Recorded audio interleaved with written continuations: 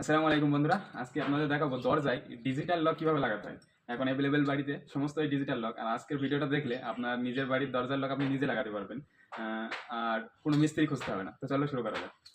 প্রথমে প্রত্যেক দরজার ভিতরে এটার সাথে এরকম একটা পিন থাকে, এই এটার প্যাকেটের ভিতরে। এই পিনটাই সব কিছু, ঠিক আছে।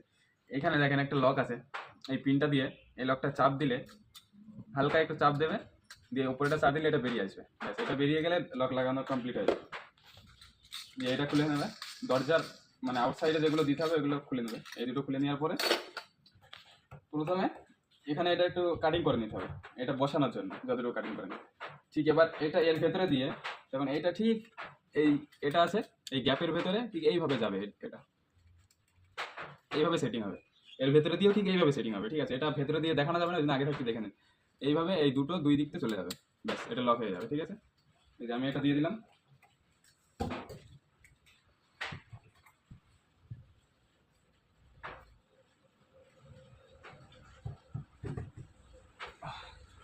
আমার লাগানো কমপ্লিট হয়ে গেল।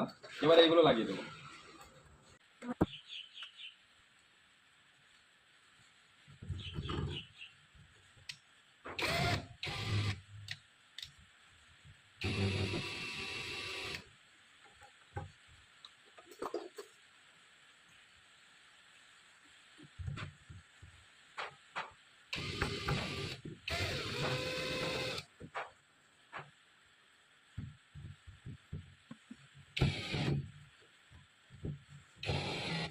এটা যতটুকু যতটুকু টাইট করার দরকার ততটুকু করে নিতে হবে, তারপরে ঢাকনাটা লাগিয়ে দিতে হবে।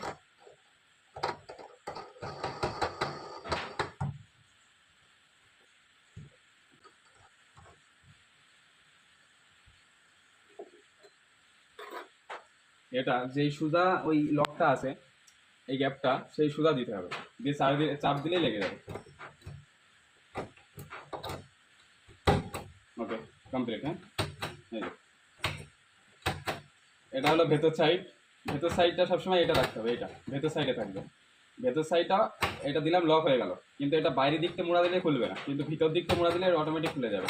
আর বাইরের দিক থেকে তখন চাবি দিতে হবে, চাবি আছে, চাবি দিলে এটা খুলে যাবে। এই যে। ওকে, আশা করি বুঝতে পেরেছেন। নিজের বাড়িতে নিজে লাগিয়ে নিতে পারবে এবার ইনশাল্লাহ।